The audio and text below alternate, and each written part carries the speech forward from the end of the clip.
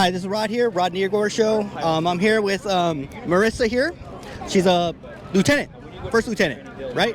I am. I still remember my ranks. Okay. Yes, and I'm gonna ask her a couple questions here about military life and what it's like being a pilot. Okay, so what made you want to become a pilot? So I pretty much wanted to be a pilot my whole life. Like, I knew that's what I wanted to do. I wanted to be a fighter pilot, so I knew my way to get there was to go to the academy. So that's what I did. In high school, I applied for the academy, and I went there, got my pilot slot, and now I'm here, flying planes. Pilot in the T6, so I've got a few years left of that, but like I love it. Like, I'm flying with students every day, but it's a good time. Like, it's an experience. I'm learning, they're learning. It's awesome. Oh wow, that is so amazing. Well, thank you very much for your time. I really appreciate it. Okay, all right, thank you. Gentlemen, let's go.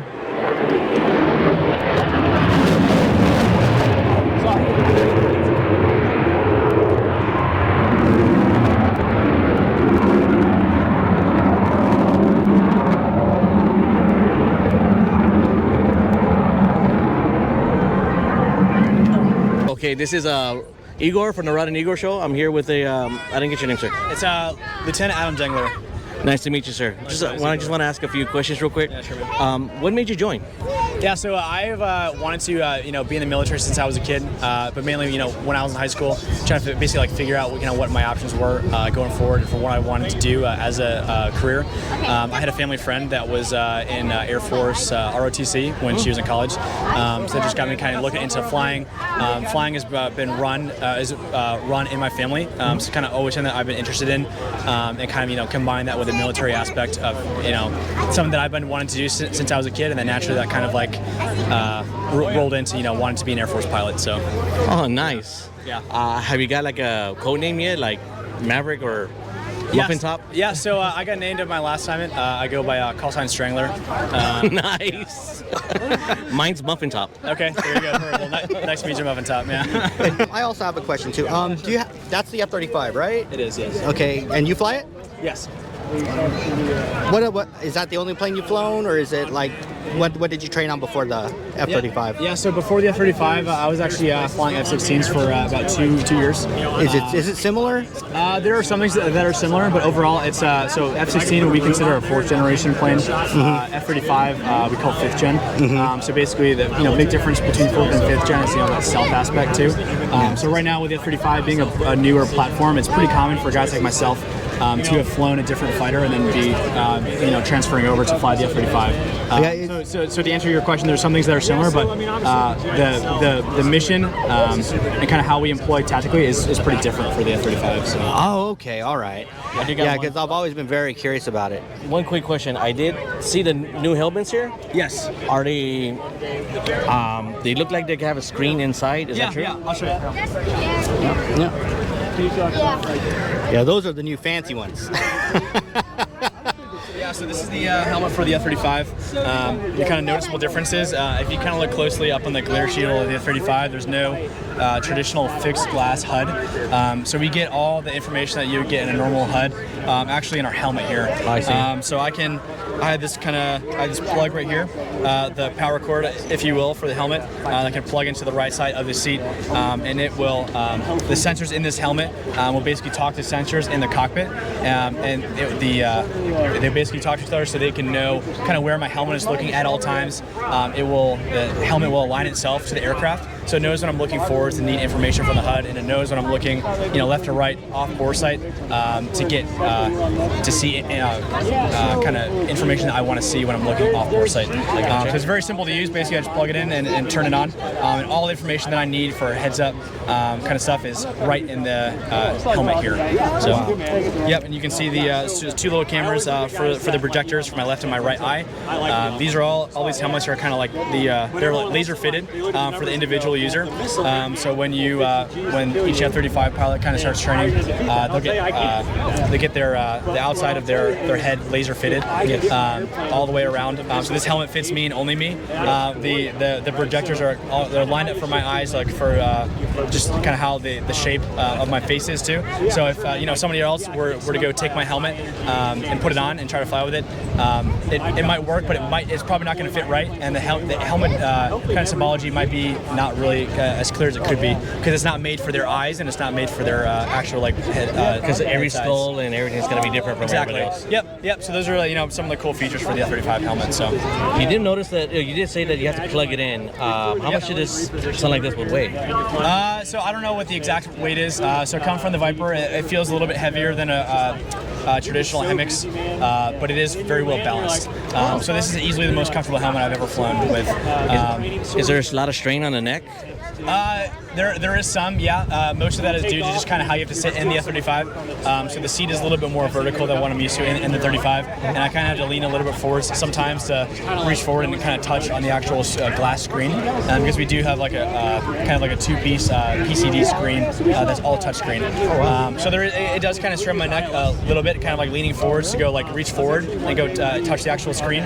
But overall, it's not too bad. So Since being plugged in looks like a bit old school, you think they might have some kind of a Bluetooth capability in the future?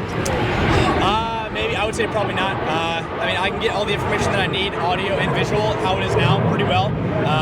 So if I had to go take a guess, I would say probably not. So yeah. So being plugged in would be the best bet than Bluetooth. Yeah, it's just more reliable. I'm not a scientist. I don't really know how all the engineering of that would work, but and we got a pretty good thing going here now. So I couldn't imagine it would change that much. Okay. Well, I appreciate all the information. Thank you so much. Yeah, thanks guys, appreciate it. All right, thank you. They're doing the mirror image. Over, look, it's this way. Oh, you see them? Here they come.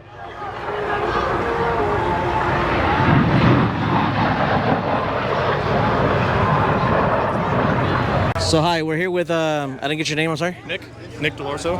Nice to meet you, sir. First question, what made you join? So what made me join was I just wanted the experience, military. My brother was in. He convinced me to join the Air Force because it's better than the Army. We get a lot more luxuries than they do. So yeah, the experience. I wanted to be able to travel around. We're from Georgia. Yes. So being able to come to Texas. I've been to Las Vegas 3 times. Been down to Florida. Really cool experiences. Nice. And what's your title or specialty here? Title. So my title is a crew chief. What we do, mainly we do inspections on the aircraft. We deal with a little bit more of the harder maintenance, the hydraulics, the neutralics, landing gear. Deal with a little bit of engines. We're kind of like a jack of all trades. We're not specialized in one specific thing necessarily, but we do have to know about just about everything on the jet. I see. What was the hardest thing you had to fix on a jet? Oh wow. The hardest thing. That's a tough one because this jet is pretty easy to work on compared to everything else. There's a lot more space in this jet to work on. Would you say the maintenance is easier on this one? Yeah, definitely. Again, because of the space. If you look up in that one, there's hardly any room for your hands to go in there and turn wrenches and things like that. So it just depends on the location of whatever we're trying to fix. I see. I know pilots have code names. Do you have one? And if you don't, is there one that you want? No, I don't have a code name. If there was one that you wanted, what would it be? No, because people can't pronounce my whole name. Dale. No, seriously, that's why they called me Rod. Because that's why they call me Rod. Yeah. Same thing. Same exact thing with me. The reason why I ask is my code name's Muffin Top. Yes. Yeah, everybody knows me. Just ask anybody. Have you heard of Muffin Top? Like, oh, that guy's legendary. So, have you been stationed in Korea? Because I know they have the A-10 over there. No, I have orders to Korea, so I'm leaving in November. So I'll be able to get to experience that. That'll be pretty cool. I'm excited. Osan Air Base or Kunsan? Osan? Yeah, that's the place to go. That's where my dad met my mom and I came out. My co-host here is South Korean, so he's from over there. Yeah, I'm half Korean. My dad was stationed in Osan, so. That's awesome. Hey, how you doing? Now I'm here. So, okay. All right. Okay. I think. Yeah, I think we're good. Well, I appreciate this interview, sir, and you have a blessed day, and I wish you luck on your future adventures. Thank you. All right. What we have here is a B-29 super fortress. This is the plane, well, the kind of plane that dropped the nukes on Japan.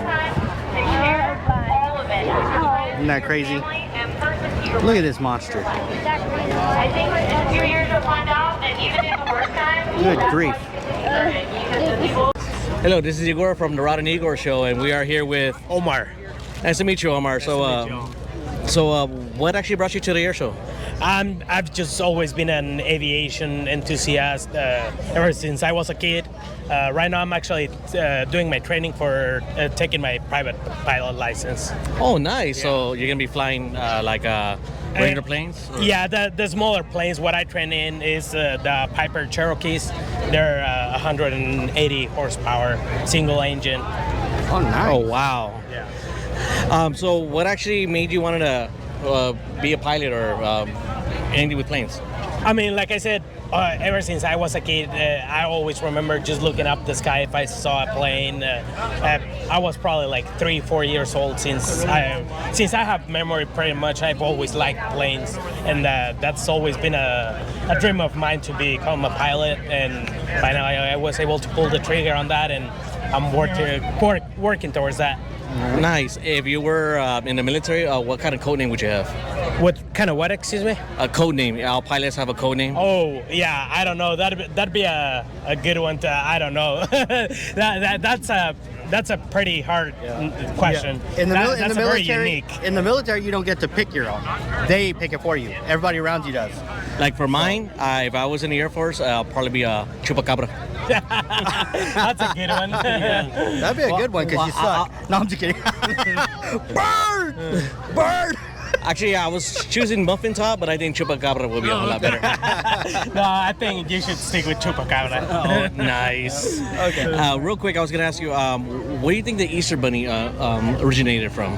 Oh man, if I had to guess, it's probably in Mexico. Oh, nice. Oh my God, yeah. That actually makes crazy sense. It really does.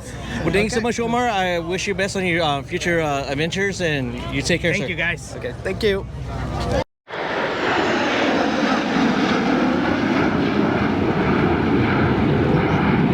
Here with Mike Burt. nice to meet you, Mike. So what actually brought you over here? Well, I'm ex-Air Force. I was in the Air Force from 76 to 82. I love the Air Force. My wife and stepson are from Colombia, South America, so they're their first time seeing an air show, and the Thunderbirds are amazing.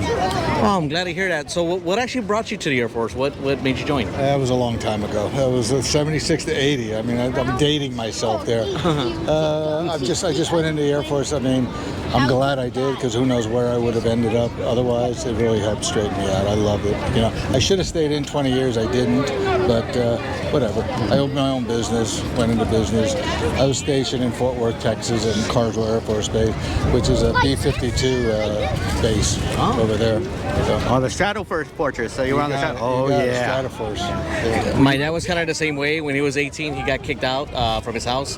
He had nothing else to do, so decided to join the Army. He was 101st Airborne, went in Nam, and he was tough for him. Almost lost his arm, but Corporal saw some movement and said, "Save that man's arm." And next thing you know, he has a big old tat. It says Airborne 101st. God bless him. God bless him. Thank you, sir. Real quick, off the topic, what's your origin of the Easter Bunny? What do you think that might be?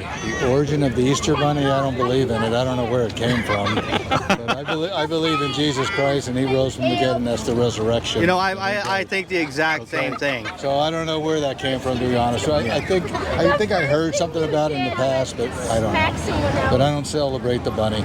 I mean, I'll eat the thing, you know, but that's about it. Yeah. They're actually good. They're very healthy meat, and it's Yes, real they are. good. Yeah. What I hate about it is the bones, because you have to be very There's a careful. lot of bones. There's a lot of bones. You're right. Okay. So, Well, thank you for your time, sir. God bless, and thanks so much for your time. no, thank you. Thank you, Father, Thank you. for the service. I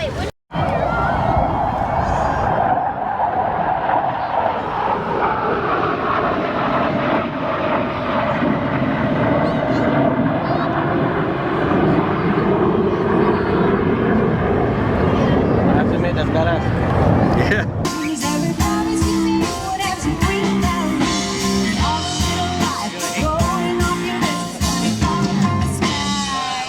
Darn, I'd be rich.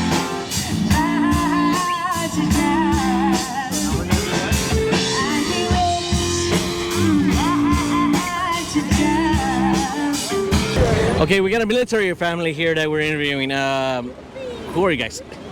Sherry Nietzsche. Captain Colin Fleck. Lieutenant Chloe Fleck. Lieutenant Zach Jocelyn. Mariana. Okay. Okay, we're here. We're interviewing guys to see what's it like being part of a military family. Who's going first?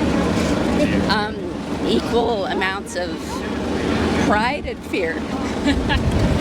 That I could see because the only military that I have was my dad. He was in Nam. When he was 18, he got kicked out of the house.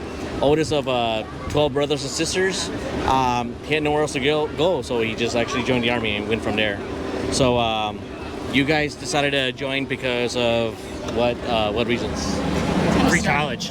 Yeah. I mean, same, free college. We both went to the Air Force Academy in Colorado, and it was just a cool opportunity. I didn't at that time know that I wanted to fly planes, but I knew that I wanted to do something that was bigger than myself, and I think that was a good intro into it, and being introduced to this world afterwards, it's hard to say no to planes like these. My reason for joining, I guess it was a family thing. Everyone in my family had. So I pretty much knew I was going to join, just not sure what I was going to do. And I guess this caught my eye, caught my attention, and I thought it was cool, so that's what I decided to do. Nice. And you're also in the military, right? I am not. I'm just trying to be a supporting and loyal girlfriend to this man that's serving his country, and I'm so proud. All of them. Nice. That's side question. Do you guys know the origin of the Easter Bunny by chance? No, I don't. Thought there was some Nordic pagan kind of history behind it. No, he's like lore, but it was adapted to a Christian Christian holiday. Well, thank you guys so much, and thank you for joining the military and serve, and we wish you the best of luck, guys. Yes, thank you all for your service, especially you. That's tough. That's tough. All right, y'all have a good one. Thank you.